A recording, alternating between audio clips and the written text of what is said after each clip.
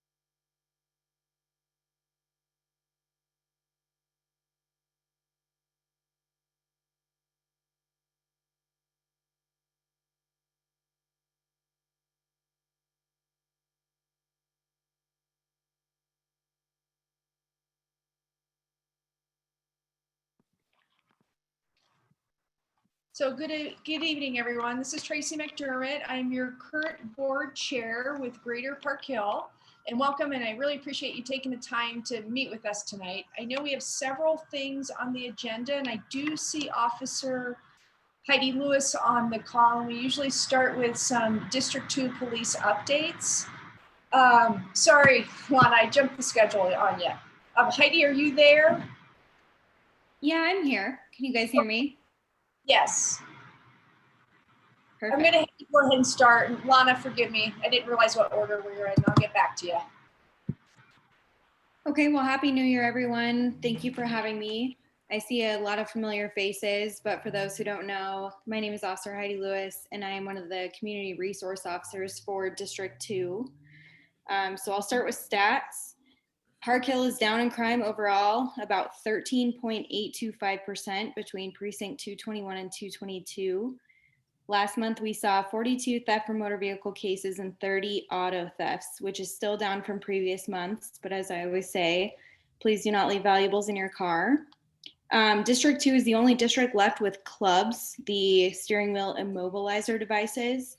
The city's looking for a new vendor, so it might be a period of time before we get more of those. So if you're thinking about getting one for your vehicle, please stop into the district station. They're completely free. We just request that you fill out a VIN card.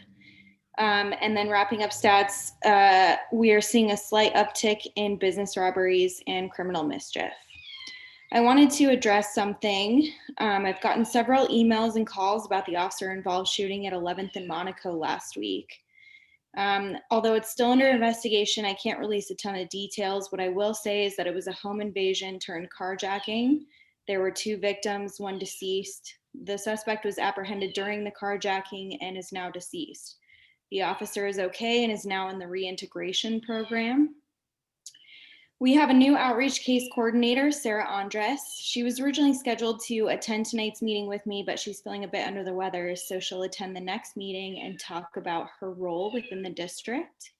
And I'm so sorry if you can hear my cat meowing. He's upset I won't let him in the room. As far as events, the city doesn't have any events currently scheduled in the next month or 2. So if there are any community events that are going on, we're happy to partner with you guys.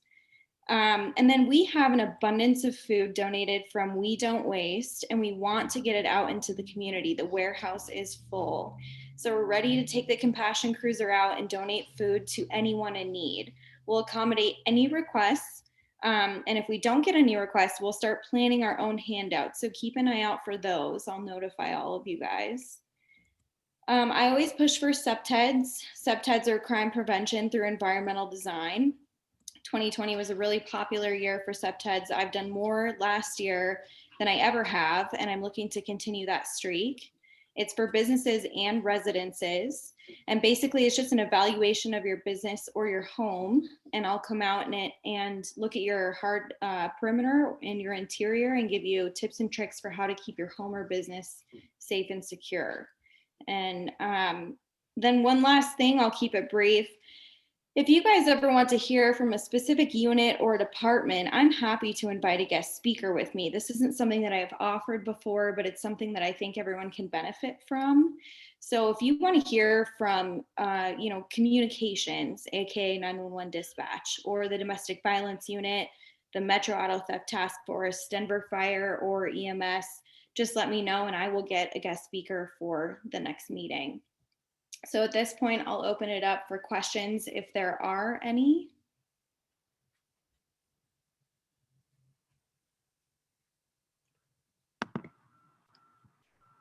I'll give it just a second.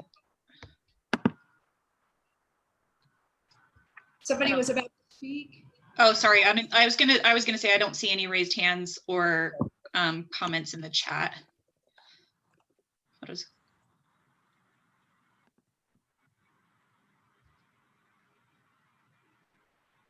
Heidi, I'd like to just talk to you further about those extra guest speakers at a different date, maybe over email. Okay, perfect. Okay, see what's available. That would be great. And thank you for offering that. Yes, ma'am, absolutely. Any other questions for Officer Lewis? Okay. Heidi, thank you very much for your time. We greatly appreciate it. Thank you all as well. All right, Lana. All right, I'm just gonna, back up really quick since a number of people have jumped on and joined since 6:30. Just a reminder, you're all muted. You do have the power to unmute yourself, but please don't do so unless you've raised your hand or have been called on to speak or you're presenting. If you want to speak, you can simply drop something in the chat box, a comment, or say, hey, I'd like to ask a question or something. Or you can go to the participants tab and click raise hand by your name, and then we'll know to call on you. Note that everyone can see that everyone chats, so just be thoughtful about your comments. And again, if you're dialing in by telephone, there's a few of you, and you want to make a comment or ask a question, you can dial *9 on your keypad, and that will sort of virtually raise your hand for you. Okay.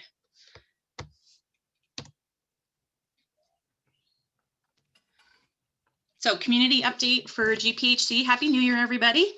Our 2020 annual report will come soon. It's in progress. So we'll hopefully have something around the end of the month to let everyone know what we did in 2020.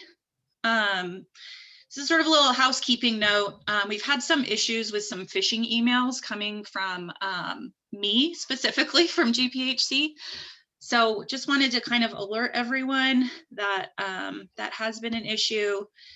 It's coming from my name, but it's not coming from my email address. So there's not a lot we can do about it, except please report it if you do get one to your mail service provider. If you get an email from me, it will come from director@greaterparkhill.org. If you get one from our general mailbox, it'll come from administrative assistant or info@greaterparkhill.org. You may also get a monthly e-blast from info@greaterparkhill.org, or you may get if you make a donation, you'll get a receipt that's from Greater Parkhill Community Inc. And with this email address here, Bloomerang is legitimate as well. That's our donor management system. So those are really the only email addresses that you'll see from us sort of officially. And if you're getting something different with some crazy sounding email address or some request that sounds a little off, then it certainly might be. So please feel free to reach out directly if you feel like you may have received something that's off. The only programs I'll really probably talk about right now are our meal programs, and that's just to give you an update on how we did last year. And we provided food in the quantity that's about equal to 35,000 meals last year, which is pretty crazy. It's 55% more than we did the year before. And we served 2.2 times more. Well, we had 2.2 times more pantry visits than we did the year before. So those 35,000 meals are across all of our meal programs, but all of our programs were up last year, which is of course not a great thing because it means there's more of a need. But we are super, super grateful to our volunteers and to our donors who really stepped up last year and made sure that we were really, really well supported so that we could serve anyone and everyone who came to our door, which we're really, really proud of. So we're very well stocked right now. We just had a ton of food come in over the holidays. There's a few things that we could use a little more of right now. So peanut butter, toilet paper, some meal helpers like hamburger helper and rice sides, and canned chicken. Those are kind of the few things that we could use a little more stock of right now. Otherwise, we're in really good shape. We also always love fresh food. So if you're feeling like bringing by some milk or eggs or produce or meat or butter or cheese or whatever, those always go really quickly.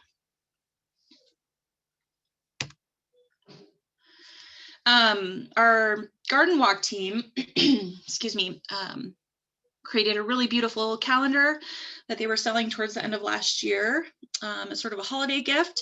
We do have some left, some remaining, so feel free to jump on parkhillgardenwalk.org. You can purchase them through our website, and then we'll drop them off to you, or you can pick them up at the office. We also have all these retailers listed here: City Floral, Ace on the Facts, Kate Crumb's, Spinelli's, the Parkhill Bookstore, and Long Table that have a small stash of them if you want to go pick up a calendar. They're really cool because they have a gardening sort of timeline in them, gardening tips throughout. So letting you know when to start what seeds and when to harvest and when to amend your soil and all this kind of cool stuff specific to the Front Range. So we still have a handful of those remaining if you're interested. The only real city update that I have tonight is regarding the group living text amendment, and that's the LUDI committee voted in December to advance the proposal. So the council is going to be reviewing and possibly voting early February on that. So if you get our monthly emails, you receive all the notices that we receive, which is certainly more than just this one. So please feel free to refer to that. You can join our email list at greaterparkhill.org/join-us/community meetings. If you don't want to join our email list, you can also just review that announcement email at that same URL. We post it there monthly, so be able to see all those notices. Yeah, so if you're not already a member, we'd love for you to join us. We very much appreciate all the donations we received last year. Please continue to think of us. Thank you to our volunteers, even though we couldn't use quite as many as we like to last year. We're hoping to have some more events and programs as this year goes on. So as always, please support Greater Parkhill News and check out both of our Facebook pages for updates on an ongoing basis. And I think that is all I've got for tonight. Yep. Lana, thank you. And thank you for your work throughout the year, keeping the community fed. It's been instrumental and very important. So our gratitude to you for all the work on that and your team that you've built surrounding that. So great job.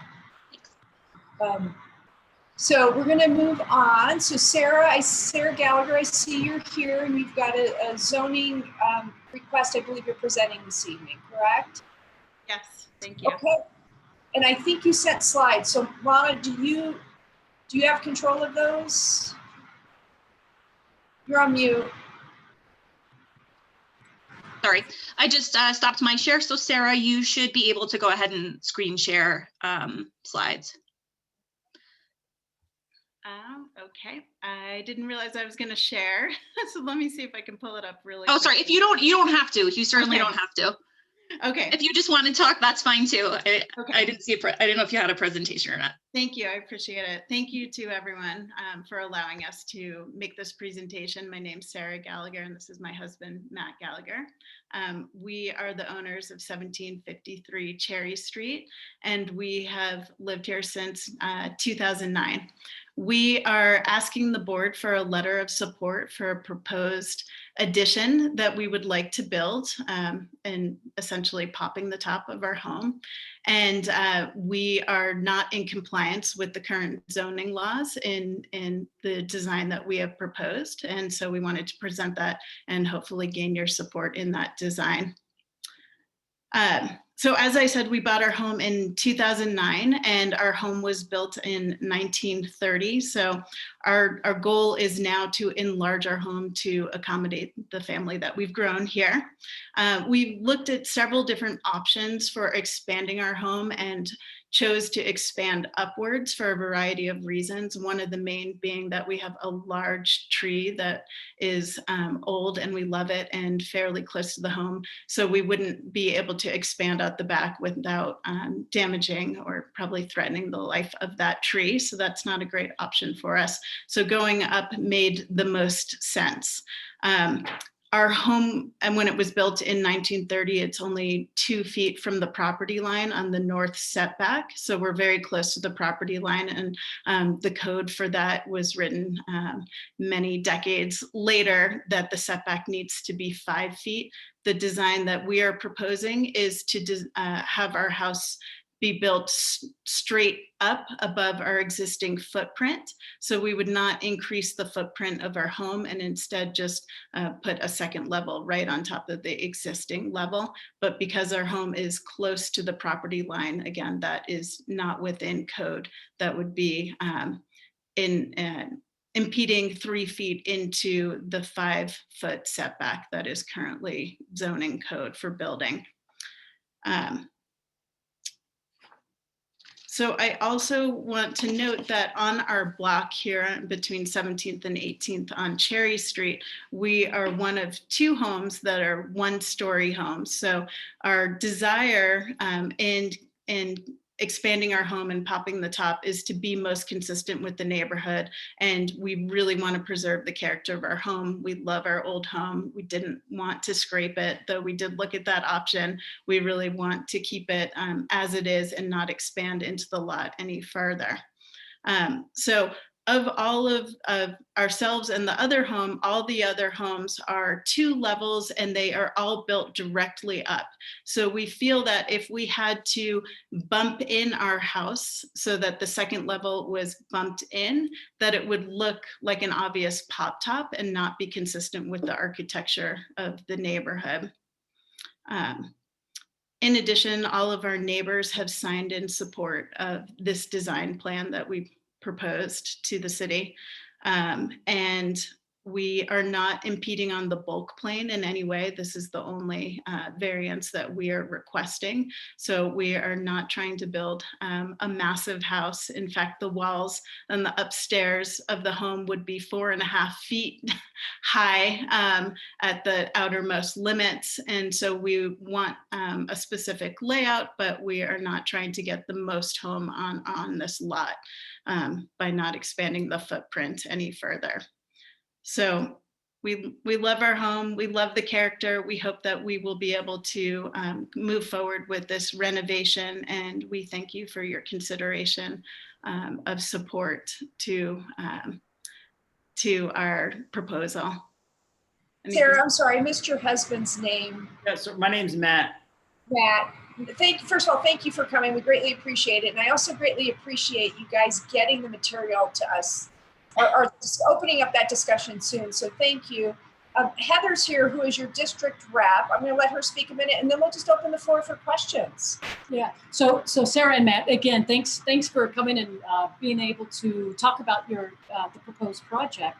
And I know many times walking that street and block, when you said you were one of the 2 1-story homes in that area, it definitely shows. And so with your proposal of building up, I really appreciate the outreach and effort that you've garnered from your neighbors. That's a big piece as a district rep and also as a GPHC representative.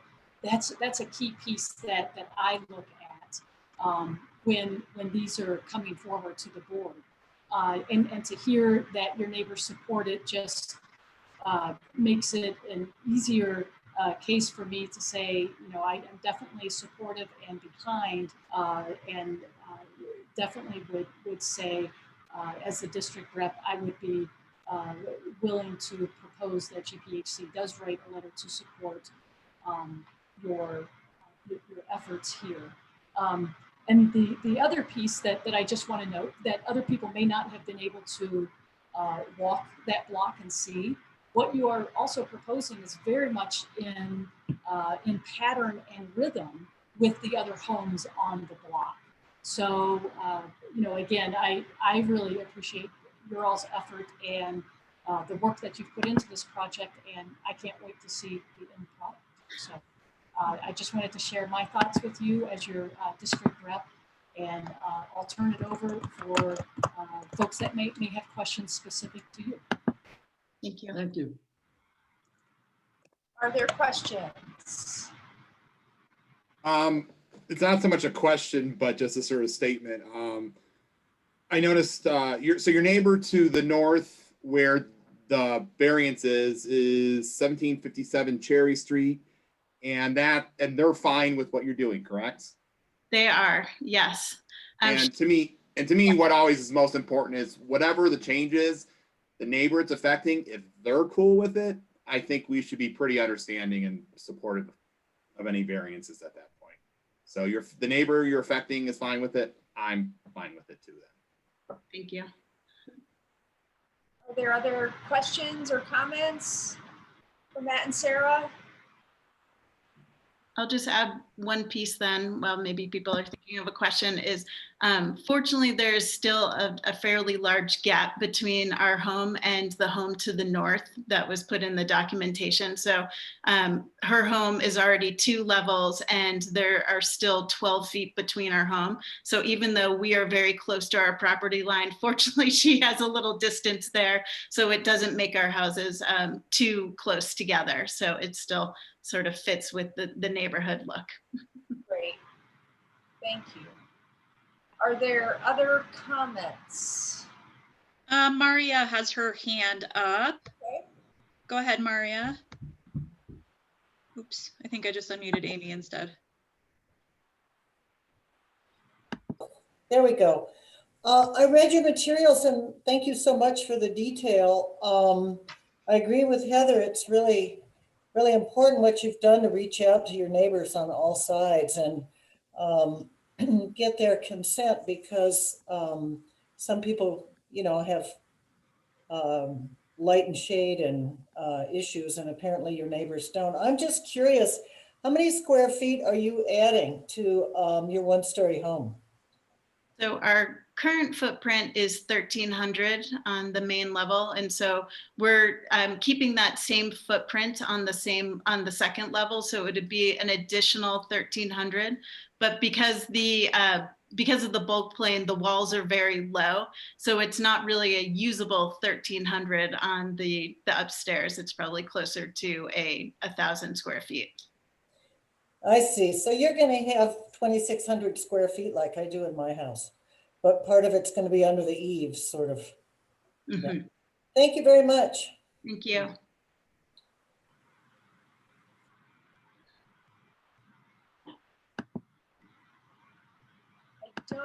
Lana, do you see other questions? And I haven't had an opportunity to do a board count.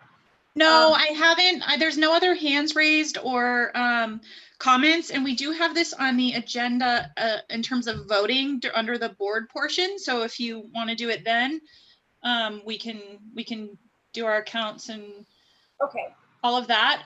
Or if you'd rather just vote now, that's fine too. Whatever you guys want to do. We can vote. I think if everybody's okay with that, I think we can vote now so that we can let Sarah and Matt know. And so board members, if you can give, I know there's a lot of people on this call tonight, so the motion would be to approve their proposal for their variance on their home. Is there a second? I believe Nam had seconded me in the chat. Is that correct, Nam? Nam, can unmute? Yes, thank you, Nam. I see it in the chat. So all in favor, if you can give a thumbs up. I'm gonna call out the names to make sure we don't miss anybody. That's fine. So we've got Nam as an I, Rick, Lisa, Maria, I, Kevin, I, Tracy, I, Heather, I, Colette, I, if I didn't call your name, it's because I can't. So sorry. Sandy, I've got you as an I. Ryan, I've got you as an I. Lana, you've got some in the chat. Shanta is an I, Amy is an I, Ken is an I, Melissa Davis is abstaining, Shanta is a yes. Sorry, Shanta, that's twice. I may have missed somebody above. Bernadette is a yes. Shane Sutherland is a yes. So this is just board members, folks. Sorry, who'd you say before Shane? I'll read the I list again that I have. Nam, Rick, Lisa, Maria, Kevin, Tracy, Heather, Colette, Sandy, Ryan, Shanta, Amy, Ken, and Shane. If you were an I and I did not just read off your name, if you could please speak up or drop something in the chat.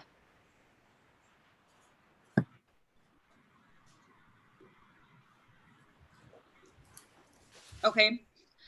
That appears to be everyone then. You can go ahead and lower your hands if you've raised them virtually, please. There's one abstention. I have Melissa as abstention. Are there any no's? I'm not seeing any. I don't see any. So last chance. Okay. So Sarah and Matt, we will get you a letter. When is that due for your application? Thank you, everyone.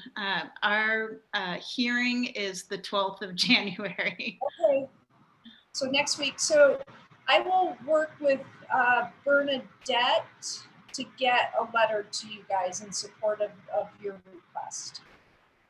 Bernadette's not here, is she? She is. I think she replied in the chat. Oh, I didn't read her name and I don't have her recorded. Bernadette, how did you vote? Yes. Okay. Sorry. Okay. Again, if I didn't call your name, I don't know that you're here, or that you voted. So, cool. Okay. All right. So Sarah, we'll be in contact through email if that's okay. What was the total on yeses? Thank you. 16 ayes, 1 abstain, Okay, thank you. 0 nays. I'll send you the list that I have, Bernadette. Perfect. Thank you, guys. Next on the agenda, Lana, is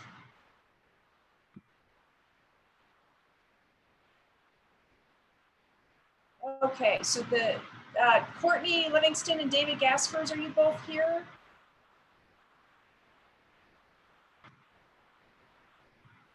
Yes, we are. Okay. Yes. So, Hi. Community Planning and Development, is that right? Correct. That is right. Okay, and I know you guys have a presentation, so I'm going to let you open that up, and I'll be quiet for a bit. Thanks. See here, I'm going to share the screen. Let's see here, screen. Can you all see that? Not yet. There we go. Thank you. Okay, good. You'd think by now I'd get the hang of this a little bit better than I do, but So yeah, thank you guys for having us tonight. Tonight we'd like to give you an overview of the upcoming Parkhill Golf Course visioning process, who we are, what it is, and why we're moving forward with it now, and how you can get involved. We'll allow a little bit of time at the end for questions and answers, but we do have a hard stop at 7:30. We have to jump off to another RNO meeting. So we'll try to keep this presentation brief tonight. So this is a joint effort by Community Planning and Development Department and Denver Parks and Recreation. We also have some nonprofit and community partners involved with us. Denver Metro Community Impact is one of our nonprofit partners. They have a long history in the Parkhill community, and they're really involved with elevating the community voice and bringing people together to have community conversations. The Denver Foundation is involved in helping mobilize resources and ensuring that the community's voice is equitably engaged and heard with partnership with Denver Metro Community Impact. The Equity Project via Dr. Nita Mosby-Tyler, they're going to provide the structure, tools, and facilitation for the steering committee. And they'll be acting as a neutral third party in the process. And then we also have city staff. So hi, I'm Courtney Livingston. I'm the project manager. Also David Gaspers, he's here tonight, principal in charge of the project. And there he is. And we have Owen Wells. He's a parks planning supervisor. And like I said, we're working very closely together, our two departments on this project. So he's here tonight also if you have any questions for him. Okay. So we'll start with kind of some background information to level set us on the history of the Parkhill Golf Course. And this isn't meant to be all-inclusive. As you all know, that the history behind it is, especially legally, very complex, but I just want to give a kind of a high-level overview. So the golf course started out in the 1930s as a revenue source for the Clayton Trust. They used that money to help underprivileged kids in the community. The city was a trustee of the Clayton Trust until about 1984, in which Clayton Early Learning Center became the trustee. In 1997, the conservation easement was first placed on the property. So this isn't a typical conservation easement. Typically, conservation easements in Colorado are placed on properties to protect natural habitat or scenic views in exchange for tax credits. This conservation easement is unique because it's not protecting wildlife or anything, but it's in place simply to limit the use of a property to an 18-hole daily fee golf course. So that's very unique. In 2017, the city tried to purchase the property. And in 2018, as part of the Plat to Parkhill stormwater project, 25 acres of the property is placed in a permanent easement for storm drainage. And then in 2019, Westside Development purchased the property from the Clayton Trust, and they are the current owner. So this is privately owned property.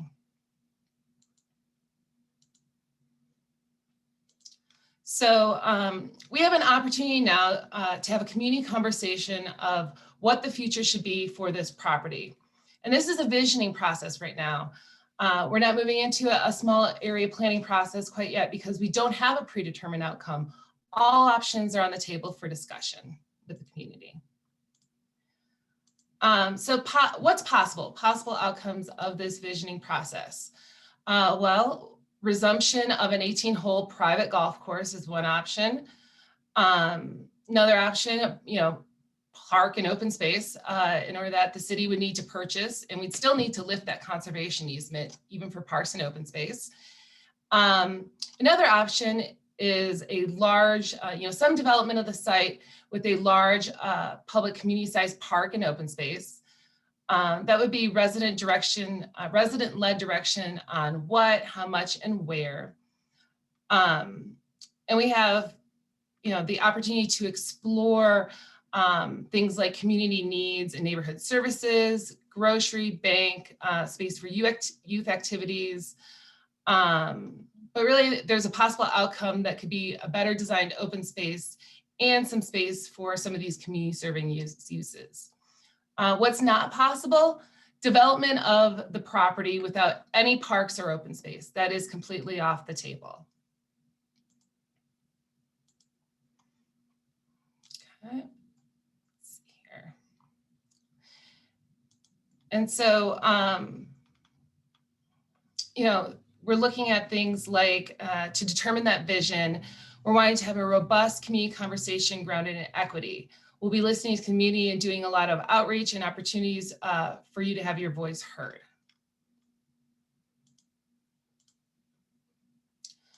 And one of the key aspects of the engagement that we'll be having for this visioning process is our community navigators led by Denver Metro Community Impact.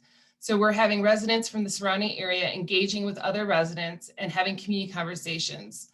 You know, we'll also have those larger virtual open houses, multiple surveys, steering committee meetings to help us digest and understand what we're hearing from you. These are all inputs in how the visioning process is and what we're hearing from you.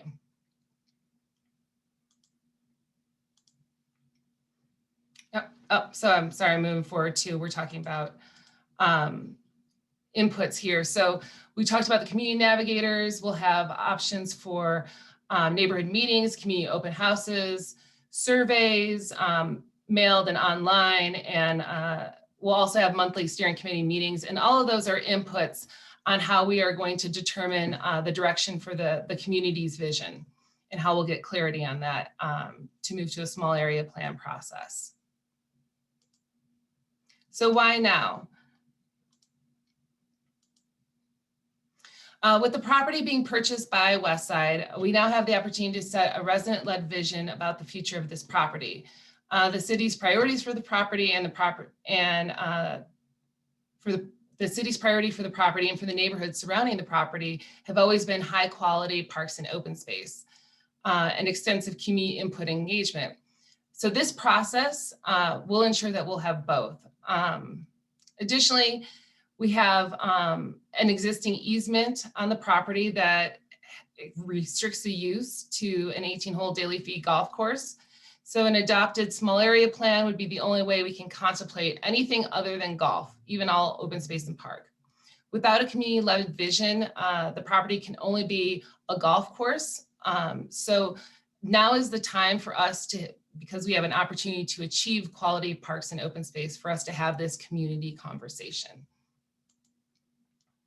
And so with any process, you know, small area plan or other, you know, small planning process, we don't just look at the site itself, but we also look to the surrounding area to understand how the site relates to the neighborhood surrounding it, you know, mobility, things like that.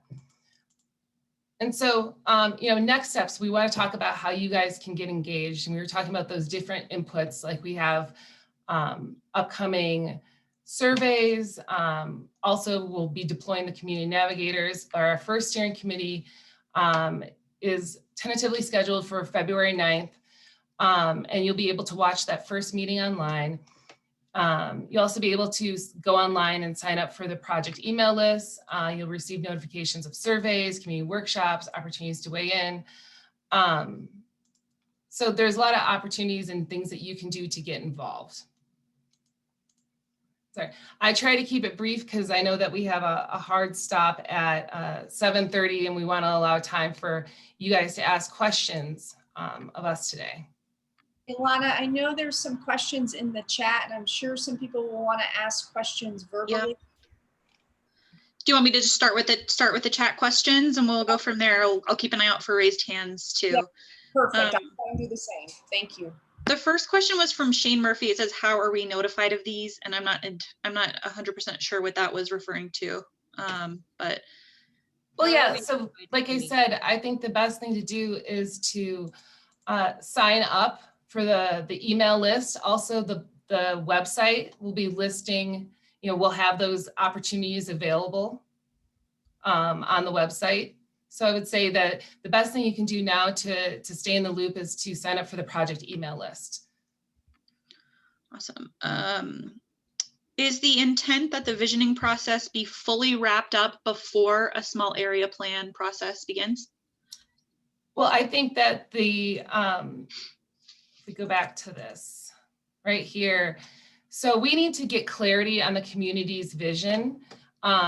And then we would be moving into that, small area plan process. If we understand that, we hear loud and clear from the community that, there's a large park and open space that wishes to be contemplated along with some community serving uses on a small portion of the site, then that would be something that would be discussed in more detail during, the second phase, if you will, in a more traditional small area planning process.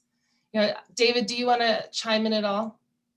Yeah, I would just add that that decision point is very important in this process. We need to hear from the community and understand what the vision is. And to Courtney's point there, if it's even more than that, if it's all park and open space, we still need some sort of plan to understand how that works, a master planning process that would ultimately probably be led by Denver Parks and Recreation. And we still have to make other steps like lifting the conservation easement. So there's definitely, we need to have a decision made before anything advances after that. All right, the next question is, who is on the steering committee? Right. So I don't know if you may or may not know, we have had online an interest form that's been made available right now, and we've received probably over 200 people that are interested in serving on the steering committee. And the steering committee will be comprised of around 25 to 27 seats, and they'll have representation from various groups surrounding RNOs, things like that. And so we're going through the applications right now and finalizing the composition of the steering committee. The next question is, can you put the links in the chat, please? If you guys could, Sure. Probably that link to sign up for the email list. If you could drop that in the chat, that'd be helpful. Will the community navigators be separate from the steering committee? If so, how will the navigators be selected? Yes, they will be separate from the steering committee, and Denver Metro Community Impact will be, they're our nonprofit partner that will be involved in procuring and identifying the community connectors to do the outreach in the community. They'll be looking at the similar selection criteria as the steering committee because we want the community connectors and the steering committee to be reflecting of the surrounding demographics and those who are living in the area and will be most impacted by this process. The next question is, who decided it has to be a golf course? That is not how the easement reads. It says golf course or other recreational purpose. What part of the easement says that partial development is an option as you outlined in your slide of possibilities?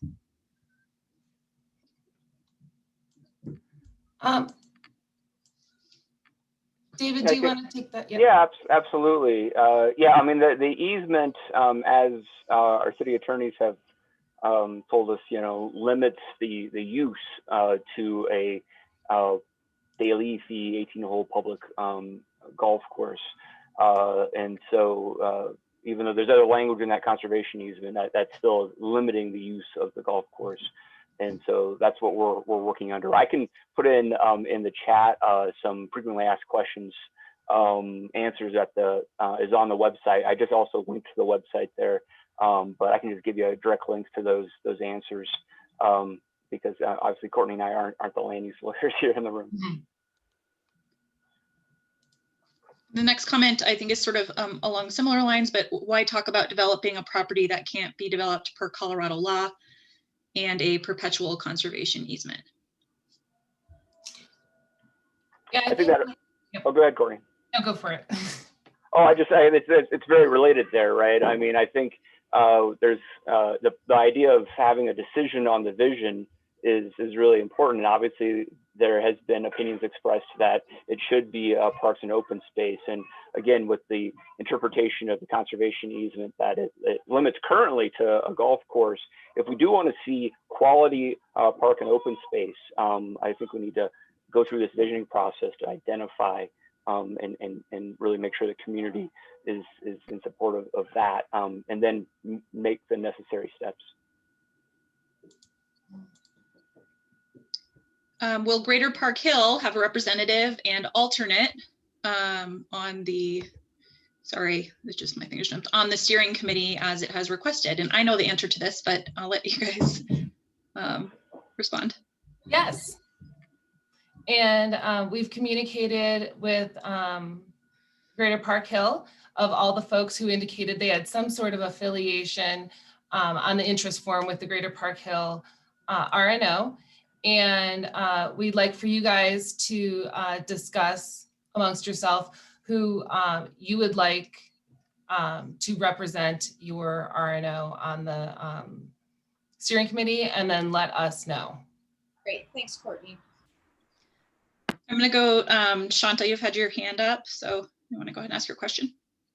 Yeah, just one more question relating to the community navigators. Will they be limited to members who actually live in the neighborhood?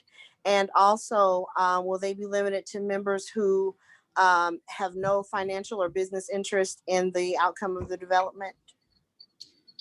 So when you say limited to the neighborhood, what neighborhood are you referencing? Parkhill. Parkhill. Well, they'll be from the surrounding communities. So the process, like I was saying before, let's see here if I can advance this, but we don't just look at the site, but also Elyria, Swansea, Clayton. So there'll be community navigators in that area on the other side, because this is such a large property that we will want to engage the neighborhood surrounding the golf course, which would include Clayton and Elyria, Swansea. Okay, so does that go for the steering committee members as well then? Will they be chosen from surrounding areas as well? Well, the Elyria, Swansea RNO will have a seat, and the Clayton RNO will have a seat. Okay. So proximity to the site is one of the selection criteria. It doesn't just mean to the south. It means, east, southeast. We're looking at proximity in general to the site. Huh. Okay. All right. Thank you. Thanks, Shanta. The next question is a little more follow-up about community notification. So regarding getting on the email list, is that the only way you would know what's going on? It seems like then only people who opt in would know about what's going on. So if you can talk about a little bit more of the ways where just like general community notification goes out, or what that looks like? Opting into the email list is one way. You can go online. We're posting things online and making them available for you. So you could go in and check in online to the website. There's other ways through the community navigators that they will be out and about, and they can be a channel for information as well. I guess I would be interested to know, ask the person who asked the question. I don't know exactly. I'd like, is there something specifically like an outreach method that they would recommend or they would like to see? I'll say, Shane Murphy, if you would like to unmute yourself and provide a little more detail. I think that what we're looking for is like mailing and more outreach that is going to reach people that maybe don't have a computer or don't know about the website, door knocking, anything that will be a greater community presence. Right. Yes. So we sent out a first batch of postcards to all residents, so owners and renters within a half mile of the subject property. And we are in the process now of sending postcards to all property owners between that half mile and 1 mile radius of the property. So those, you should be getting those in the mail probably mid-January. So that postcard mailer, we have one of those identified. That'll go So out. we're already determining who's on the steering committee before knowing community interest? I don't think that's what we said at all. This is just a postcard, just like a notify, like a kickoff postcard. Okay, thank you.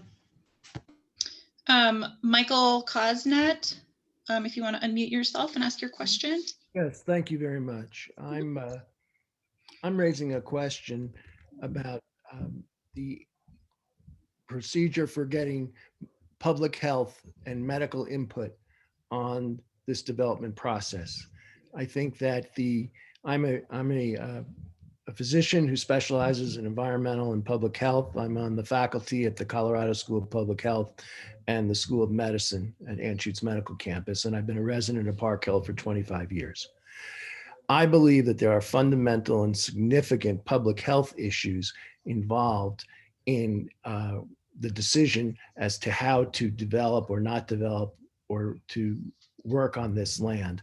And I call upon my colleagues at Greater Parkhill community to act to request strongly that there be a particular and special panel that addresses the public health impacts of any development of this land, above and beyond whole issues about how it should be used for traffic or other purposes that might impact it. I think there's an important need to address the public health impacts, and I would request that. And secondly, that's one thing. And then secondly, I would like to ask the presenters, they have made definitive statements that the easement is such that even if it was used for parkland, it would require a lifting of the easement. And I don't believe, I'm not an attorney, but I don't believe, based on the permitted uses that are in paragraph 4A of the easement agreement, that it has to be a public golf course. And I am seriously concerned that this presentation, by saying that and not providing possible other alternative explanations, is presenting a biased and one-sided presentation to our community tonight. And I'm seriously concerned about that. Most respectfully, but I am concerned. Thank you.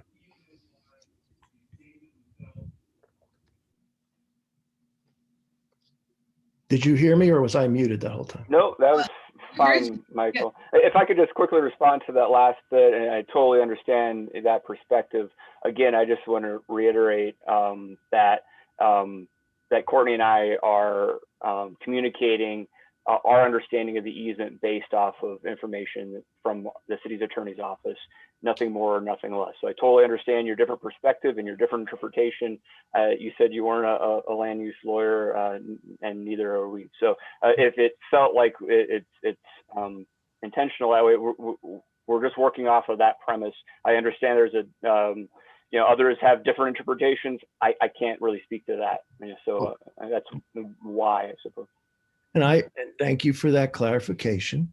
And I appreciate the fact that you've just indicated that the interpretation came from the city's attorney's office, which has a particular point of view that is not necessarily representative of other members of the community or other members of city government.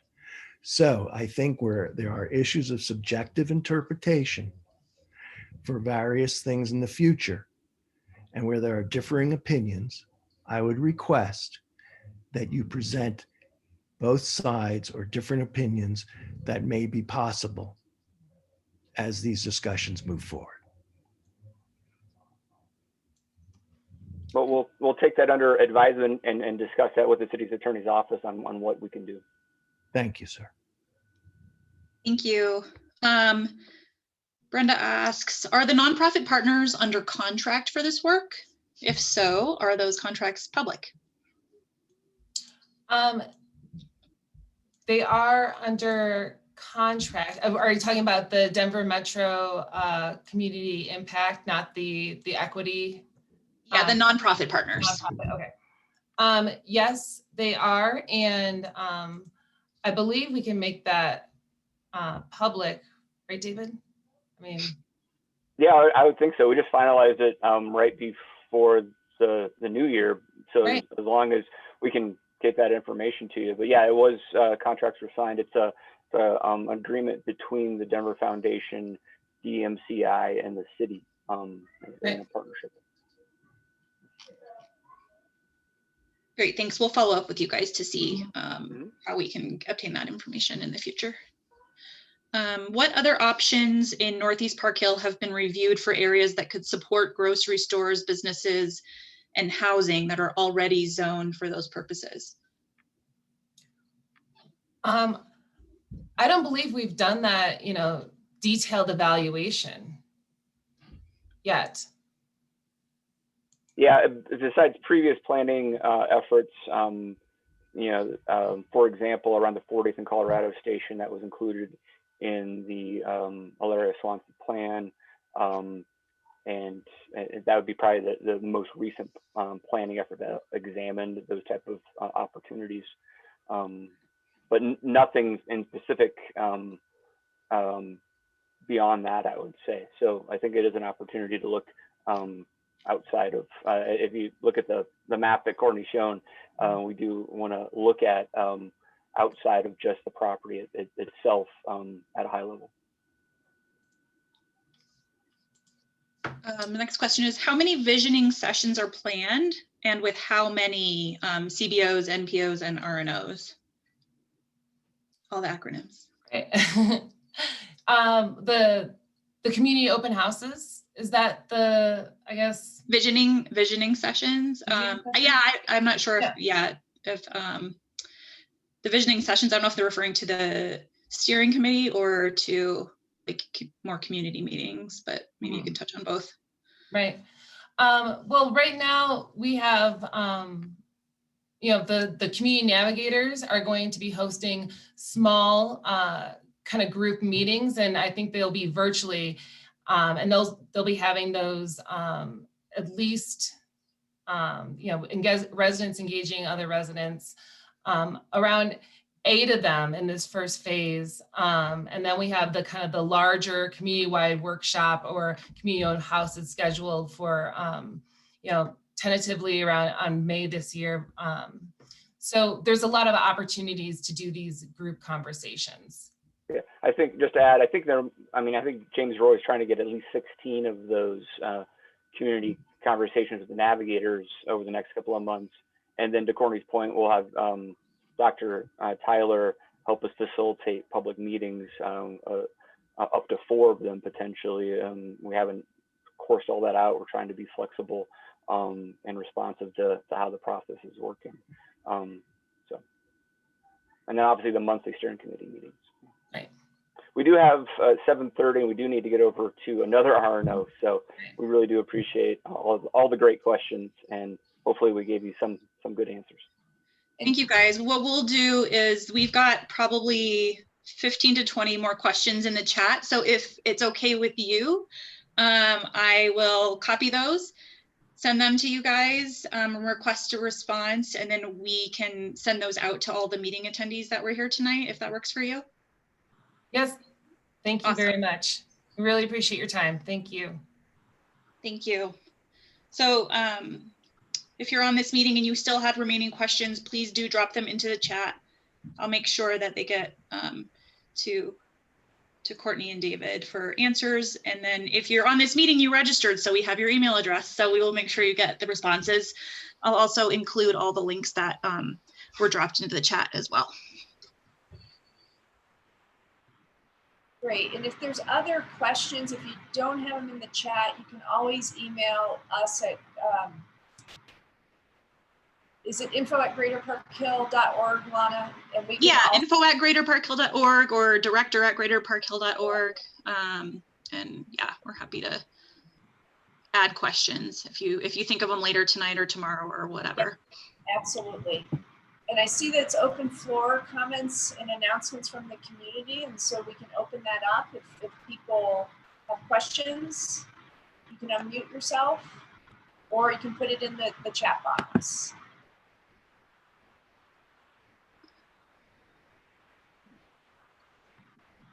Give it just a second. I'm not seeing any raised hands or any questions that are not related to the golf course at this point. Susan, I see your hand up. Susan Weinstein, if you want to unmute yourself. Will continuing updates be given at monthly board meetings on the status of the project around the golf course? I mean, there are a lot of people in the greater Parkhill area who live beyond the 1 mile of the park site. And I want to know, and I would be one of them, and I'm very concerned about how that's going to proceed and would like to be kept updated. Sure, that you raise an excellent point. We will do our best. Lana, we can reach back out to the planners and ask for an update monthly. In some months, there may be no update, but yes, we can request that and continue to have that in front of the community. Yeah, and hi, Sue, I miss you. Hi, hi, Lana. Also, you know, we're gonna have a representative as part of the steering committee who will be reporting back to our board regularly. And so, you know, we'll be getting updates from them. We'll be passing on those updates to you, you know, whenever there are updates, we'll certainly be sharing them both in our e-blast, our monthly announcements, and during these meetings for sure. Will the alternate group that is the SOS, will they have representation on the steering committee or anything like that? Woody, I know you were on the call this evening and I do see that you had put some stuff in the chat box. I don't know if you've communicated with the city, if your group has been notified. Tracy, we made a formal request at the end of November that Save Open Space Denver be allowed to appoint a steering committee member and an alternate, and we've heard nothing back from them in response to that request. Okay. Sue, I've not heard anything other than their mention of the RNOs this evening. That question also came up in the chat, so I'll be posing that question to them in the follow-up email as well. So we'll see if we have a response at that point. Thank you.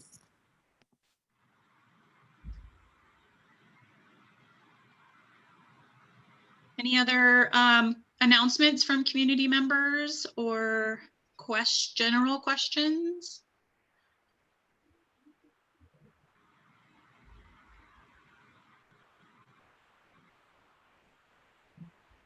I'm not seeing anything, Tracy. Okay.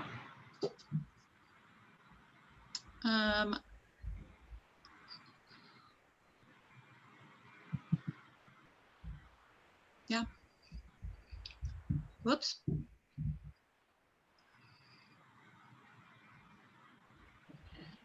So I think we're on to board business then. Correct.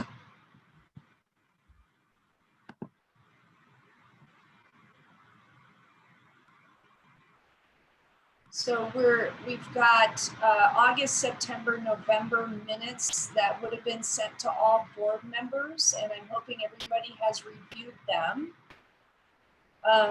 We can either make a motion to approve one at a time or all three at once.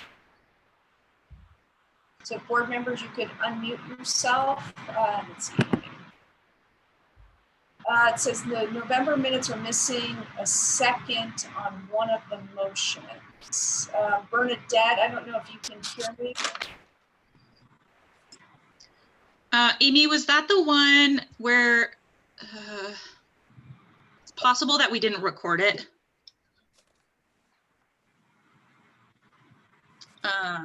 And that's why it's not there. So Amy, what I hear is that, were you the one who did the motion for the East Area Plan? Is that correct? No, I didn't. I didn't make the motion or second the motion, but I did vote in support of it. It was the motion to clarify why we were taking the position that we did on the East Area Plan. So I just, was just offering if we want to have a name in there, then since I voted to approve it, then I certainly would be comfortable having my name be a second on it. Okay. Yeah, I think That's it just got kind of confusing with the three different motions, and I think we just didn't record. Oh, sure. Yeah, there was a lot going on. There was a lot happening. So I understand. I just thought, I could offer to be a gap filler there if everyone was comfortable with that. Okay. I think we need to do them 1 month at a time, unfortunately. Okay. All right. We'll start. Colette, thank you. So we'll start with August. Is there a motion to approve the August minutes? So I have a quick question. Yep. Sorry. I had sent some comments into Bernadette. I think, Bernadette, do the minutes now reflect those edits? You commented this week, and no, I did not edit them. What was can you just reiterate your last couple comments? I don't remember them. I just remember I read all the minutes right after. It was about listing council aides by name, or? Oh, it was, well, yeah, because we were referring to Councilwoman Sita Baca as Candy. And I thought that we should be calling her by her title, Councilwoman Candy Sita Baca. And then on second reference, we can just call her CW Sita Baca, Councilwoman CW, just use the initials, Sita Baca. And then the same with her council aide, Lisa Calderon. I thought we should refer to her as council aide Lisa Calderon, and then just so that we know who these people are. I just think they have a role and why they were there, so we should be making that clear in our minutes. That was one of them. I don't remember if I think that was the only thing that you. It was usually at the start of each minute or subject. It's like, what is the subject and who is proposing? So, I'll take a look at that, but yeah, because I don't. Yeah, I may have just called her Candy within the context of the minutes of the discussion, but I feel like I would have provided her with her honors that are due. Maybe you did. That's just, I know that was one of my comments. It's just like the Candy just sort of stuck out. And I don't know that we should be calling her Candy. And it's just my view. I think she's the councilwoman. We should be calling her CW Sita Baca, even on second reference. I just feel like Candy's a little, I don't know. That's just Lisa. If I can jump in here, I'm looking at what was sent out in the packet for board members. The minutes, the August minutes in there, I think to your point, that section, which starts as number 4, does not list those honorifics. I was going to abstain from that particular month because I was not in attendance. So I can't really speak to the details of what was spoken, but certainly I've got that pulled up on my screen right now. And I think there may be some edits along those lines. If we're all in agreement that that's something we want to change. So would you be comfortable voting on it subject to just, the final update with those honorifics before the minutes are published? Just for reviewing that and making sure that they're all, everyone's referred to properly. Yeah, that's fine. I honestly, I'm sorry that I can't find the email that I sent to you. I think I sent it to Bernadette and CC'd you, Lana, on the edits that I had requested. And I don't remember what else I sent, but I don't think it was anything. I don't think it was anything really significant. Yeah, let me see. Oh, you had a question about the word DDAX. This was the only other thing. There was a typo in there, unless I didn't understand what that word meant. There was a term DDAC. I didn't know if that was a typo or if that was an acronym, but if it was an acronym, I thought maybe if I didn't understand it, I was going to think that maybe other people wouldn't know what that is. It was in reference to a police report. Do you know what that is, Bernadette? In reference to car crimes, the word was DDAX, DEDAX. Oh. I'll have to look at it. Do you, I don't know. Oh, it was for also for the August minutes is what you have noted here. So Again, I don't think it's a huge deal. It's just that you asked us to review them and that's what I saw and it looked like a typo. Okay. So I thought we should get the right word in there. Yeah, so it appears to be an acronym. It's DDACTS, and it's Data-Driven Approaches to Crime and Traffic Safety. Great. So it is not, the acronym is not spelled correctly in the minutes, it should but be DDACTS. correct. Okay. Well, we could certainly make that revision too before final publish. That was a question. Way to go, Nam. Good job, Nam. Good sleuthing. I'm so impressed. I'm like, I challenge anybody else to take the minutes in the Zoom meetings. I hear you. Oh, I bow to you, Bernadette. I'm not criticizing. I'm just case of wine. I certainly didn't volunteer to be the person taking the minutes. Not me. I didn't receive any other notes back from anybody about the minutes. And of course, these were revised minutes that already included notes that had been sent by various board members after, the respective meetings. So these revisions were incorporated. So does anybody else have any other comments? Lisa, thank you for your detail on that.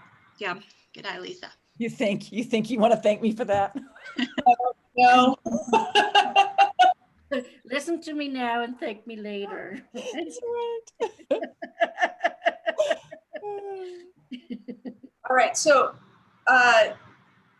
gang, Bernadette, do those minutes on August need to be corrected and reset and we vote next month? I'm okay to vote now. I'm fine with it. Let's vote, and then knowing that we will go through and make sure that, Candy says CW, CDBACA, and that sort of thing. And if we're gonna make that correction, Councilwoman regarding her council aide, I would prefer that we insert Dr. Calderon on that, because she does use her professional name on that. No, thank you. Thank you. That's good. Okay. So honorifics on council persons, correct spelling of the acronym DDAX. I think that was it. And Calderon with a doctor. Right. And Dr. Lisa Calderon. Okay, I didn't realize she was Councilwoman Sedebaka's council aide. Right. Yes. So is there a motion to approve the August minutes? So moved. Second? Second. All Who in was favor? that? Sandy did the second. Thank you. Thank you, Sandy. Yeah. I'm In good. favor. If you could raise your hands on your screen or use the participant button and click the raise hand button, that would be so helpful. The emoji disappears like in 10 seconds. So I have Shanta, I have Rick, Lisa, Amy, was your hand just up? No, okay.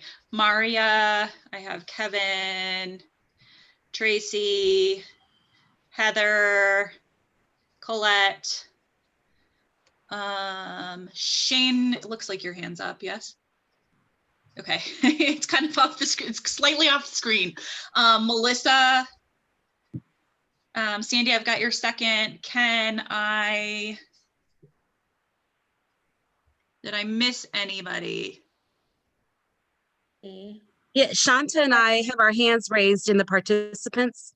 Yes, I think I called your name. I've got Lisa, Sandy, Shanta, Rick, Maria, Kevin, Tracy, Heather, Colette, Shane, Melissa, and Ken as the ayes.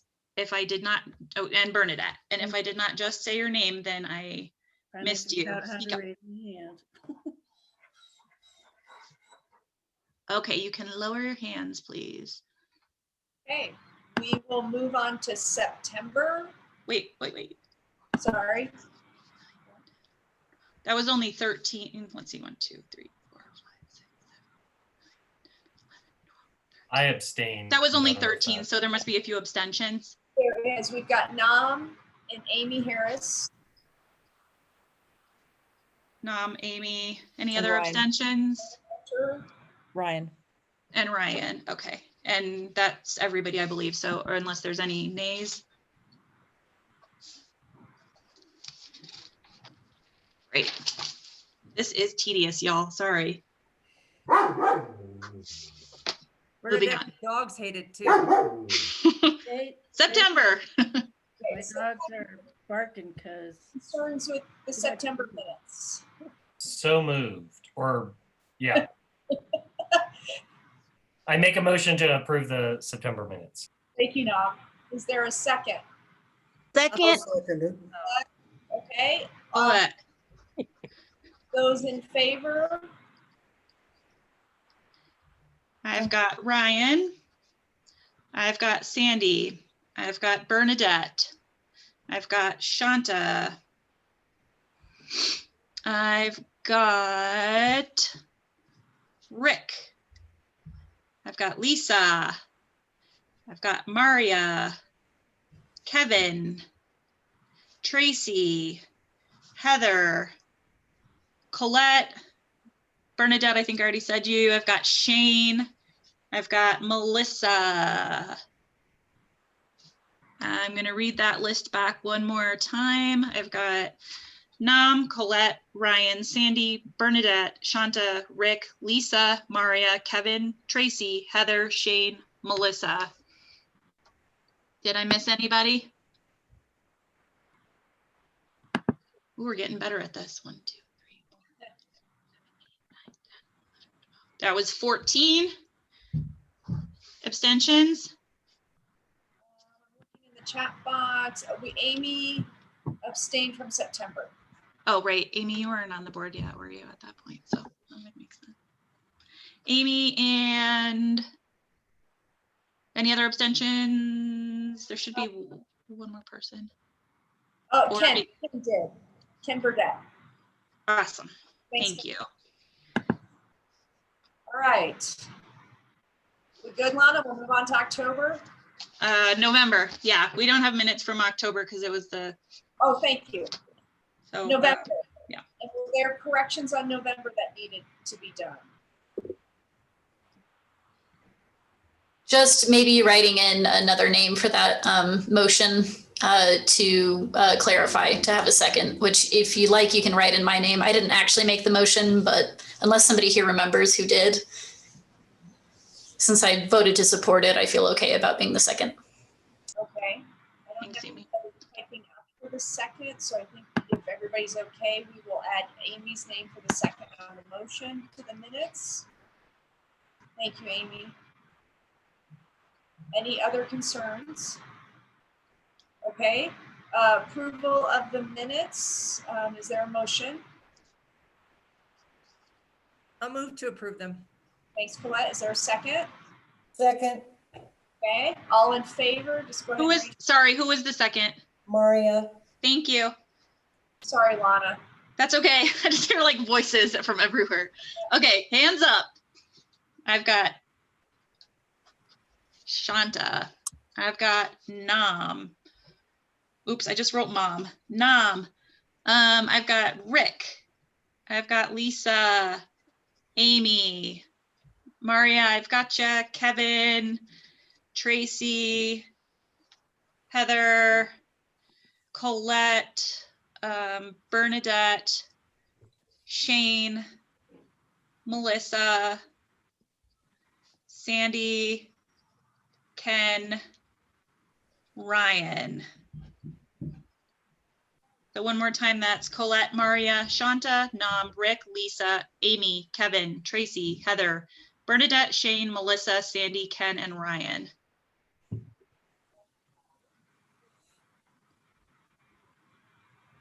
And that's everybody. That's 16. Yay. Woohoo. Thank you. So I've got a couple of announcements. So I've got, based on our Parkhill survey, I've got 4 committees I have put together, and I'm going to name them off: transportation and safety, diversity and racial equity, parks and open space, and historic designation. And I've asked people to serve as heading those up and pulling a committee together. So Shanta Harrison is going to lead the diversity, racial equity. Blair Taylor is going to lead safety and transportation. She is also going to come back as Bernadette is giving up the zoning chair. She's going to be back on the board as our zoning chair. Shane is going to head up historic preservation, and I'm missing one. Maria is heading up parks. Thank you, Maria. Parks and open space. I have also spoken to Stephanie Sakata, who is still on our board, Bob Homiak, who is a previous board member. Shane and myself will be working on the bylaws, and we will be presenting concerns and changes to the board over the next several months. Also, there was an email that came to us today regarding the steering committee for the Parkhill Golf Course. There were several people who had put in interest, and there was some preferred qualification for the people who should be that rep. And I know some of you are on here who put your name in. I'm going to just open the floor for discussion. Go ahead, Amy. Thanks. Hey, everyone. We received an email. I also received the email this is from Courtney Livingston, who we just heard from. And she says that she would like for GPHC to select its representative on the steering committee for the golf course land. And they would like to have the preferred candidate submitted by next Wednesday, if not sooner. So it sounds like they want to have a representative ASAP. So I think that it would be appropriate to choose the representative during tonight's meeting, having just heard the presentation. And the candidates who are on here, there are some candidates who were affiliated with GPHC, I think probably as members, and there are others who are board members. Personally, I feel that the appropriate candidate should be a member of the board. I also feel that it would be appropriate to have somebody who helps to meet some of this criteria. Some of the criteria that they prefer to have on the steering committee is belonging to a racial or ethnic minority group, including neighbors who live within a half mile of the golf course, a broad range of ages, gender diversity, and income diversity. As I was reviewing this, I felt that in looking at all the folks who serve on GPHC, the folks who live closest, I think, correct me if I'm wrong, but I think the people who live closest to the golf course or who are within that half mile range certainly are myself and Shanta. I also think that Shanta is a lifetime resident of Parkhill. It certainly has been here a lot longer than I have. Also would be a really great fit to be a representative. Also the fact that she is an at-large, and so she's representative of all of GPHC rather than a particular district. So I think that if we want to choose somebody, I would move to select Shanta as our representative if Shanta is okay with it.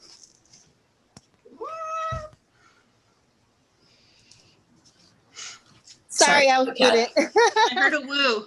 Yes, I'm okay with that.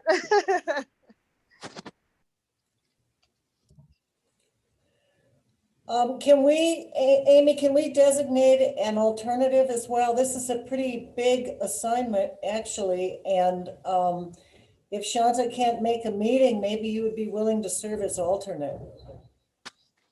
That would be great.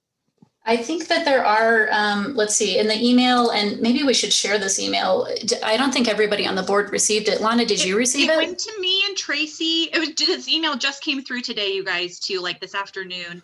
Mm-hmm. And it was sent to the folks who applied, who associated themselves with GPHC, and it was just copied to me and Tracy.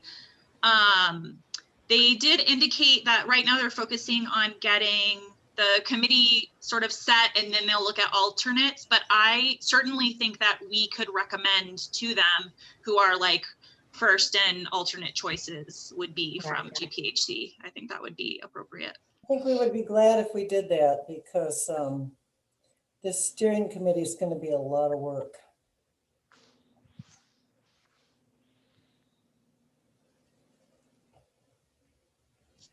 So, Amy, are you actually making a motion to propose Shanta? I did move to propose that Shanta should be identified as our primary representative. Yes, I don't think I've gotten a second though. I will second it, and I think she's a great choice. I also volunteered for it, and I had already communicated that I thought she hit a lot of the criteria for the city. And also, I agree with you that I think it should be a board member who's representing the greater Parkhill. So I will gladly second Shanta and think that's I would gladly support her too. And I don't know if we need a official motion or if Maria's, if that counted, but if not, I would say I would make a, motion that Amy is the alternate that we recommend or the backup. Ryan, you've got your hand up too. Feel free to go ahead and jump in. Yeah, thanks, Lana. I'd like to propose an alternative representative. I put it in the chat there. I think Lamone Knowles would be a great candidate to represent us on the steering committee. She recently departed as a result of the election, but Lamone did a lot of work with us on the committee to distribute and create the GPHC community survey surrounding the use of the course land and its impact on the neighborhood. I think she's got an objective point of view on the issue. All due respect to Shanta, I know she's very closely aligned with the SOS initiative, and I think it's inappropriate for someone who is so closely aligned with SOS to be representing GPHC in this steering committee. And I think it needs to be somebody who has a more objective point of view. And you think Lamone has a more objective point of view? Yeah, and I think this is Michael Cosnet. I think it's perfectly fine with someone who has a point of view in favor of a particular issue for the community to be asked by the board to serve as the liaison. And as was mentioned earlier, Shanta has an interest in knowledge of this. She's been a longtime resident of the community, and she lives close to the park. And I think therefore it's perfectly appropriate for her, and I strongly endorse her nomination. Well, I would also say for Shanta, the one thing, yes, she has the point of view. We all have a point of view, but there's no hidden agenda. She's pretty clear on what she believes, and she wants the park developed correctly. And to me, that's why I like it. I know who she is. I know her beliefs, and I believe she will represent what's best for Greater Parkhill. So that's why I don't think there's a conflict in this case. There's no she's not financially benefited by anything. She has a personal belief that land needs to be developed correctly or not developed. And I don't have a problem. I don't think the conflict of interest bothers me at all. Well, and I don't think that it was a relatively large majority of this board to support the public vote for it to stay open space. So I think whether or not you say, her point of view might not, or might be a conflict of interest, it's basically the point of view that was shared by most of the board. Exactly. So she's reflecting what Greater Parkhill had already wanted. I'd like to chime in for a quick second. So I actually worked with Shanta when I was doing the community outreach on the park at Fairfax, on Fairfax, and found Shanta to be really great to work with. And so that had been a controversial project. And I think what I want to emphasize is that I don't see this as a person who's necessarily going to share their personal opinion or even what they may perceive, it seems like this process is going to be going door to door and doing a really in-depth outreach process with the community. And I'm trusting, I trust that that Shanta will be really open to hearing and to be participating in that and supporting that, and not going with the view of this is, it's got to be this way or that way. I mean, that's what this process is for. And they're hiring community navigators to go all over the place. And I think we need to respect that process. And so I'm great with that. Being the chair for CPD, I think it's a big issue that's going to be happening in the neighborhood. I'm trying to work more with our newspaper in terms of using our newspaper also as a resource. So I would just ask that we have regular interaction on what's going on with that project, and that we're able to communicate that to our board as well as to our newspaper, and that it's really reflective of the process that's happening. Yes, and Lisa, as the chair of the Community Planning Development chair position, I would ask whoever this person is that you are in close contact with Lisa regarding what's going on. Yeah. And when it comes to zoning issues, pull Blair into that conversation. But yes, those are the two contacts regarding those type of issues that should be included.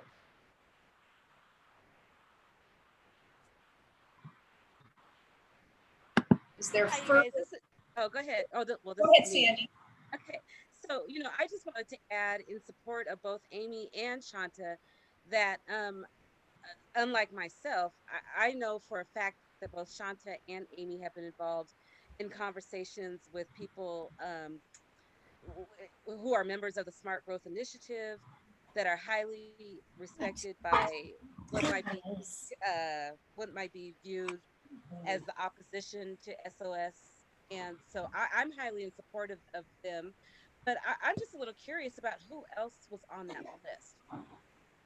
Did they send a list of people who had applied? I mean, yeah.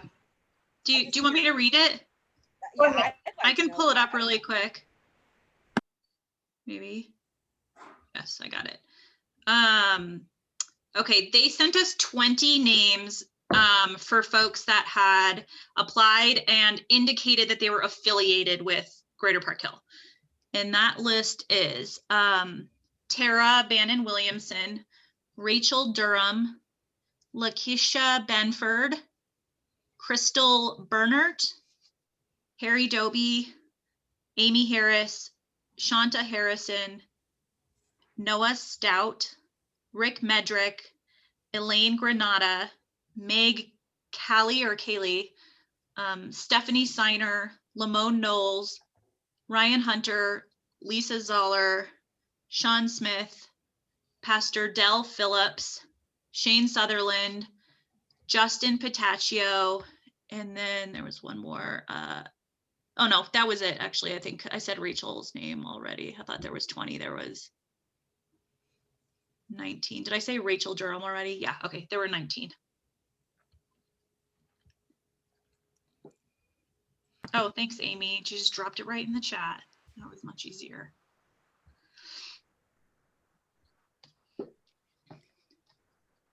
So there was a request to resolve this tonight. We had an original motion on 2 people. There was a second proposal on another individual. So we'll need a resolution. Nam, I think you were the original proposal. Do you still carry that? Yeah. I mean, I think the original motion that was made that I or Shane, well, I guess I think to clarify, I think what I remember is, although I don't know if she's, given that we're voting on her, if she could make the motion, but I think I heard Amy make a motion for Shanta. Then Shane may have seconded, and then while I seconded in the chat, also made a separate motion to make Amy our alternate. So certainly I stand by my alternate, and if needed, I'd be happy to second the original motion for Shanta. Okay, so I think we have a first motion and a second motion for Shanta to serve in the primary position. All in favor? Are we just voting on just Shanta in the primary and then doing it separate vote? Okay. And then we'll come to the second. Who was the second? Sorry. Amy is the second as an alternate. Sorry, who is the second to this? The motion is from Amy, and that is nominating Shanta to be the representative. And who seconds the motion? Shane did. Shane did. Thank you, guys. Sorry, Donna. No worries. Sorry. All in favor? I've got Sandy, Tracy, Heather, Nam, Rick, Lisa, Amy, I've got you, Maria, Shane, I've got you, Colette, Kevin, Bernadette, Melissa. I'll read those names again. I have Amy making the motion, Shane seconds. I have Sandy, Tracy, Heather, Nam, Rick, Lisa, Maria, Colette, Kevin, Bernadette, and Melissa. If I didn't call your name, I didn't get your vote. Oh, Blair, did you? Sorry. Blair got kicked out.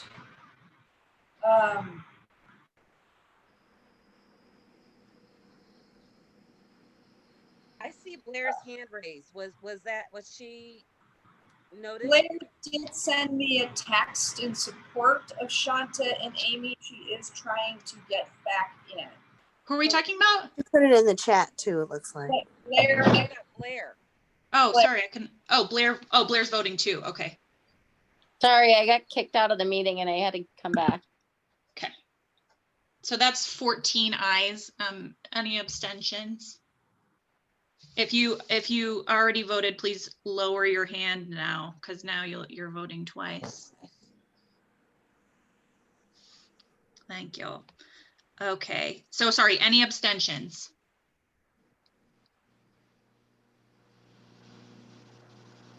I see none. Any nays? One nay from Ryan.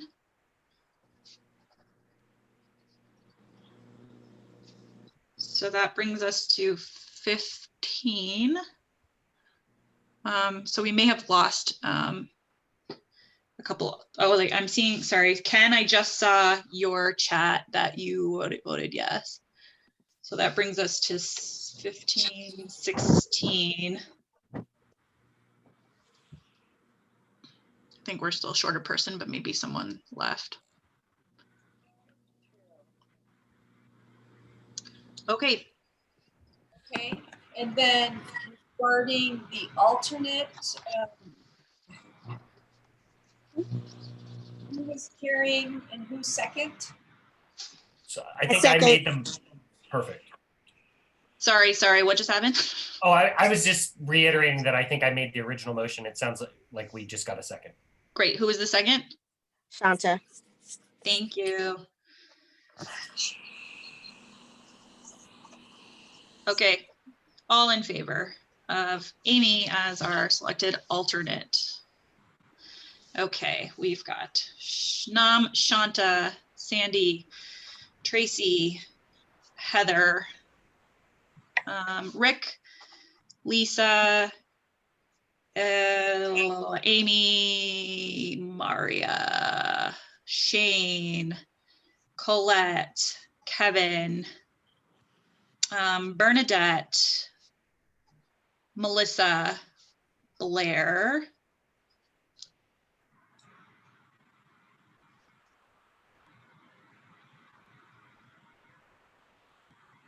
that's 15. I've got, again, the ayes there were Nam, Shanta, Sandy, Tracy, Heather, Rick, Lisa, Amy, Maria, Shane, Colette, Kevin, Bernadette, Melissa, and Blair. Did I miss anyone on the ayes? Okay, please lower your hands. And I have abstentions.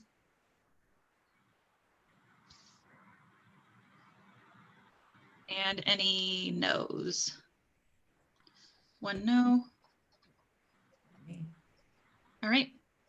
And so Shanta and Amy, just please loop in Lisa and Blair on updates, things they would need to know also from the community planning and the zoning perspective. That would be terrific. And thank you for being willing to serve on that.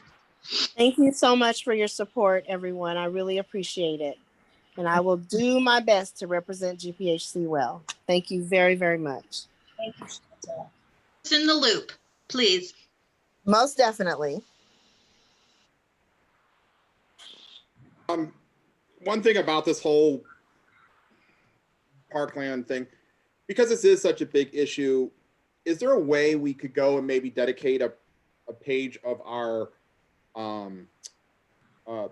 Greater Parkhill Facebook page, or not Facebook page, internet Newspaper. site that, well, not just the paper, but just that anyone who wants to know what was that maybe, and I know this will be a little bit of work, so I'm not trying to create more work, but it'd be nice if we almost kept, here's all the you want to know what the meeting minutes are? Here's when they publish them, we put them in somewhere so that basically if anyone wants to know the history of what's going on, all of a sudden, hey, we posted the meeting minutes. I don't want us to start generating a ton of content, but maybe if we could be, all the content we should be getting, if maybe we could put that on our spot, our website, and that way, you know, it would be a resource for the neighbors if they want to know what's going on.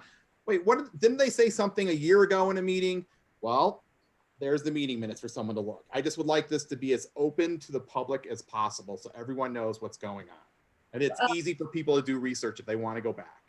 Yeah, Kevin, I think that's a terrific suggestion. Lana, do you see any roadblocks in that? We can.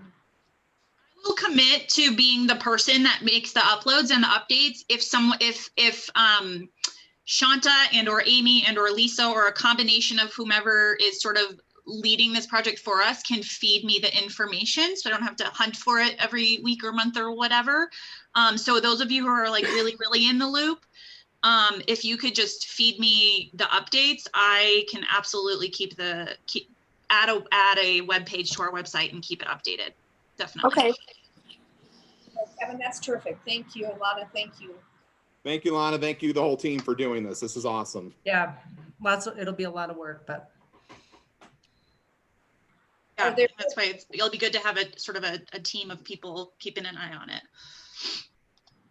Are there other comments tonight, general, other info we need to know about? I just have a quick question. And one of the things that was on the minutes is that the fiction application for the cabaret license, I don't know if that kind of, if COVID sort of, you know, messed that up for them or not. I just don't know if there's any like thing that I should be following up on with that. I haven't seen anything else about it, Colette. So good question. I don't know. Yeah, they did have the, you know, the notice up in the window. But now, of course, people can't really be in there that much. So I don't know. Like I said, I don't know if COVID sort of put that on pause for them, but I just wanted to make sure I was, you know. Probably happened and got approved. I don't think we get notification when that happens afterwards. Okay. So I can check on it and get back with you. Okay, I just want to make sure I'm not dropping the ball on anything. I think I had. That was when restaurants were still allowed to have indoor. Yeah. People, or, you know, indoor customers. So they have little outdoor greenhouse things now, but yeah, everybody looks like they're having a wedding. And then I do, this is Heather speaking here. I do have a.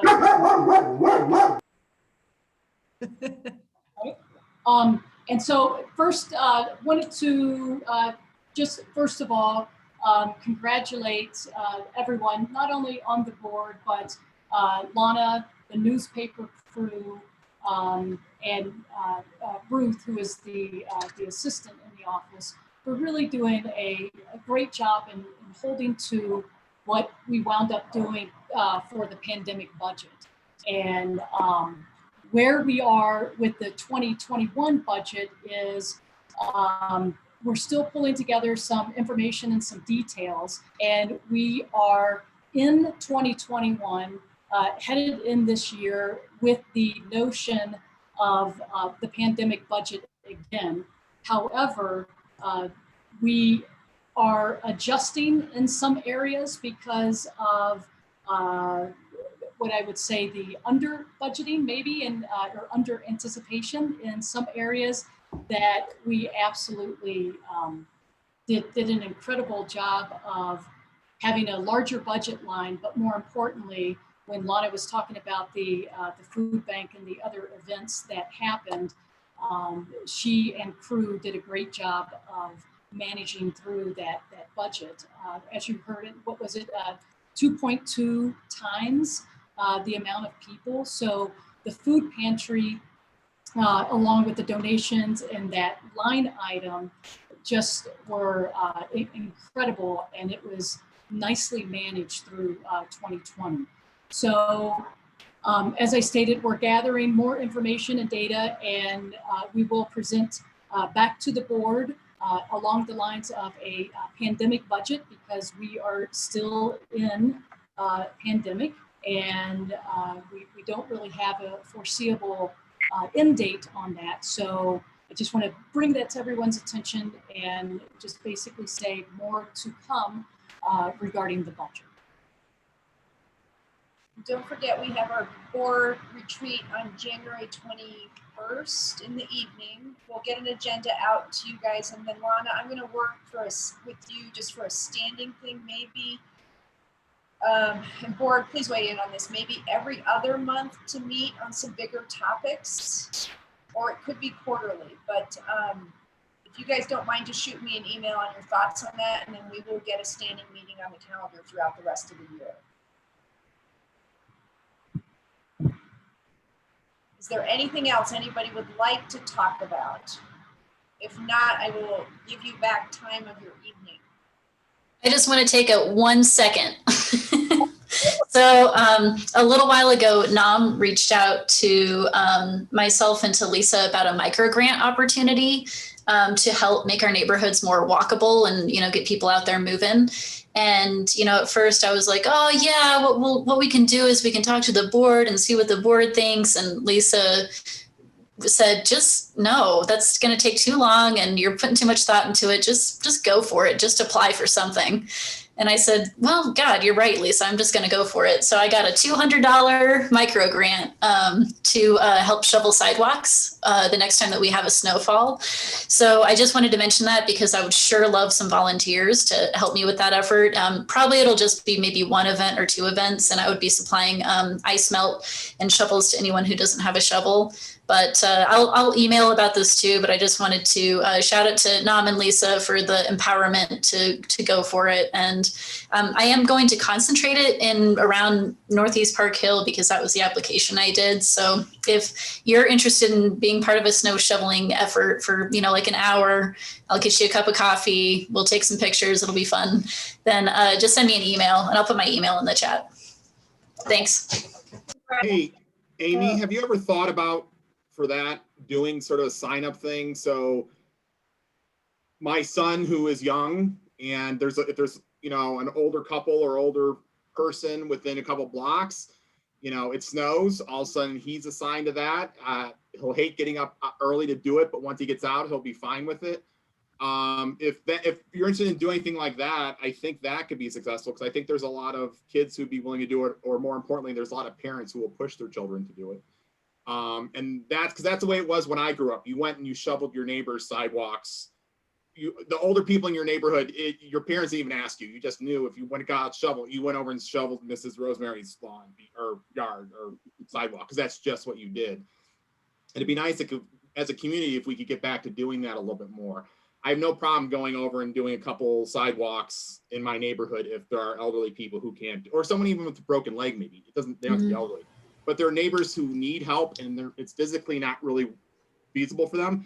I don't have a problem it takes 5 minutes to shovel a sidewalk in our neighborhood in front of a house and their walk to their house. So if you'd ever want to set up something like that, I think that could be real successful. And I know I would be a volunteer for that. Well, thank you, Kevin. That's fantastic. And there is actually an existing city program called the Snow Angels that is supposed to help facilitate matching up volunteers and people who need to have help with their sidewalks. I think it's a little bit in hiatus because the person that I spoke to who ran it was moving to a different department in the city. However, as much as I agree that we should have a program like that. I don't know if I would have the capacity to head up, a long-term and Greater Parkhill wide event. However, we'll see what happens. Let's see where this $200 gets us. And, maybe if we have enough volunteers and we have a good thing going, we can do our own thing to make sure that those sidewalks get cleared. Especially, I don't know if you've noticed this year, but God, the ice is not melting. It is not melting. It seems worse this year. I don't know if anyone else is feeling that way. But anyway, I didn't want to lengthen the meeting. I just wanted to say, thanks to Nam and Lisa, and thank you so much, Kevin, for volunteering. I'll take you up on it. Thank you. There's information about the Snow Angels program in your monthly e-blast, your January monthly community announcements that was sent out. I think it was around December 21st. So if you're interested in signing your kid up for that, that's there. And then I see Blair just dropped in the chat, which is also another really good recommendation, is A Little Help, which is also a nonprofit that matches people that can help neighbors with various tasks, including snow shoveling. So City of Denver and A Little Help both already have these matching programs in place if anybody's looking for something like that.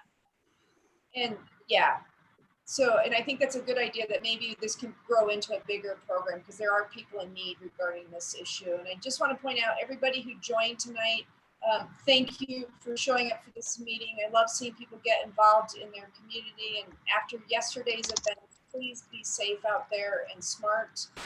And I see Jackie Shumway, I see you're on the call, and I know you posted something in our chat, but Lana and I will follow up with you on that, but nice to have you back at a meeting. So thank you very much. Sorry, I was at my MLK meeting. It took forever. And then I kept trying to come in and out. So I just love hearing y'all talk. It's kind of fun. I've missed you. Well, we missed you too, Jackie. So thanks for coming back, and we'll follow up on your posting in the chat. Okay? Yeah, I got your voicemail, Jackie. I will follow up with you tomorrow. We'll chat tomorrow. Does that sound good? Okay.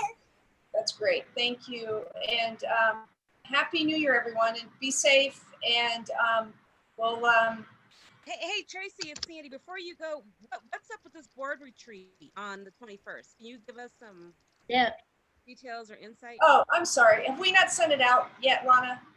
I sent an email out that was just more or less a save the date with a link, and it said that details will come on the agenda. So hopefully you all saw that email. Yes? I did. Yes. Okay. I signed up.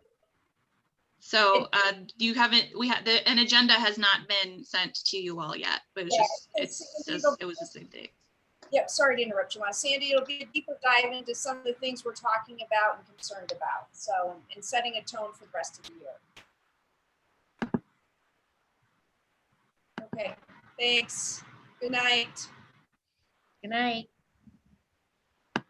Night.